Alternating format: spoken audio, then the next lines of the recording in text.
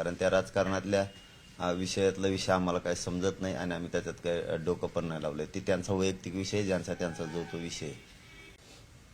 आमचा संघर्ष चालू आहे मराठा आरक्षणासाठी.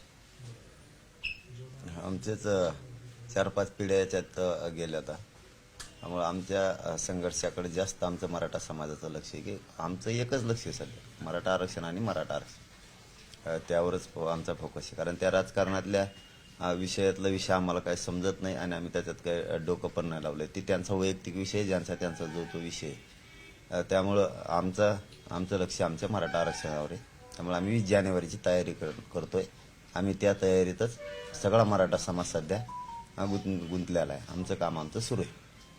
नाही, शेवटी सरकारमध्ये स्थिर असणं, त्याच्यामध्ये काही स्थिरीकरण होणं किंवा बदल होणं किंवा बऱ्याच काही गोष्टी अवलंबून असतात आणि त्यावर पुढचे हे सगळे आंदोलनासंदर्भातले निर्णय, आरक्षणाच्या संदर्भातले ही सगळी कामकाज, त्यावरच निर्णय, या सगळ्या गोष्टी अवलंबून असतात.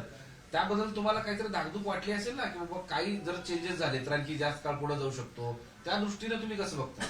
नाही, आम्हाला काही दागदुग नव्हती असण्याचं काही कारण बी नाही. आमची लढाई सामान्य मराठ्यांची आहे. आम्ही कोणाच्या पुढं काळ वेळ जाण्याची गरज नाही आम्हाला, कारण आम्ही दिलेला आहे. शेवटी सरकार म्हणून कोणाला म्हणा आम्ही वेळ दिलेला आहे. त्या वेळेवर आम्ही ठाम आहेत आणि आमच्या आरक्षणासाठी लढाई आणि ती आम्ही जिंकणार सुद्धा आहे. थोडी राहिली. आम्ही ओबीसी आरक्षणात सरसकट महाराष्ट्रातल्या मराठ्यासाठी ही लढाई. त्यांचा तो वैयक्तिक मुद्दा होता. त्यांचा तो वैयक्तिक मुद्दा असल्यामुळे आम्हाला काय त्याच्यात बोलण्याची आवश्यकता नाही. परंतु आमची तयारी 20 जानेवारीची मुंबईची, आम्ही ती ताकदीनं तयारी करतोय. आम्ही जाणार आहेत आणि आरक्षण पण मिळवणार आहेत. तरी पण काय आहे की महाराष्ट्रातल्या प्रत्येक माणसाला असं वाटतं की ही शिवसेना खरी का ती शिवसेना खरी. आता निकालानंतर तुम्ही जरी राजकीय बोलत नसाल तरी या निकालाकडे हे आपलं आरक्षण आंदोलन सोडून कसं बघतात? नाही, खरंच सांगतो मी. आम्ही काय त्याच्याकडे बघितलं नाही, कारण तो विषय राजकीय आहे, त्यांचा वैयक्तिक. आमचा विषय सामाजिक आहे, आमच्या गोरगरिबांच्या लेकरांचा आहे. त्यामुळे आमचा विषय आमच्यासाठी खूप महत्वाचा आहे. कारण आमच्या इथे जीवन मरणाचा प्रश्न आहे. तो प्रश्न त्यांचा चालत राहणार आहे आयुष्यभर. ते त्यांचं 5 वर्षाला येणं जाणं ते चालू राहतं. इथं आमच्या आयुष्यभराच्या पिढ्या बर्बाद झाल्यात. आमचा आयुष्याचा प्रश्न आहे. इथं जगण्या मरण्याचा प्रश्न आहे आमचा.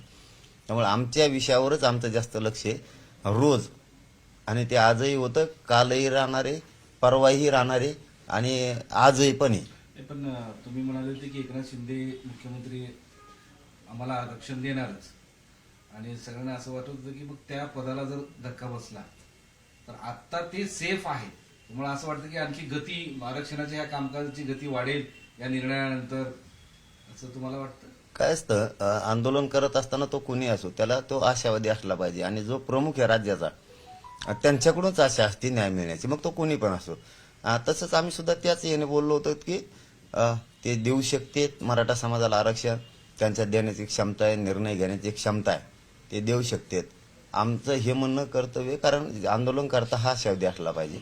त्या दृष्टिकोनातून आम्ही म्हणलो. परंतु आमच्या याच्यावरती आम्ही आजही ठाम आहेत. तुम्हाला सांगितलंय आम्ही लढतोय. आमची तयारी पूर्ण होत आली, थोडी राहिली, अंतिम टप्प्यात तयारी.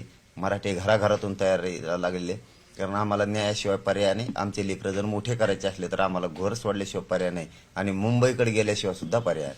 म्हणजे या आजच्या निकालाचं तुम्हाला काही म्हणजे वाटत नाही, कधी वाटलंही नव्हतं असं म्हणणं आहे का? आमचं आम्हालाच वाटणार ना अगोदर. आमचे लेकरं इथं फसलेत, चिखलात येत, वेदना सहन करतात. आमचं आम्हालाच बघणं आहे ना.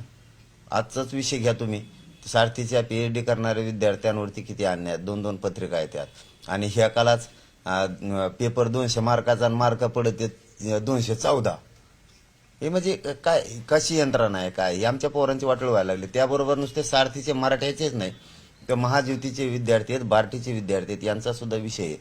म्हणजे हे पोरांचे हाल होत असताना आमचं लक्ष जास्त मराठा आरक्षणावरती.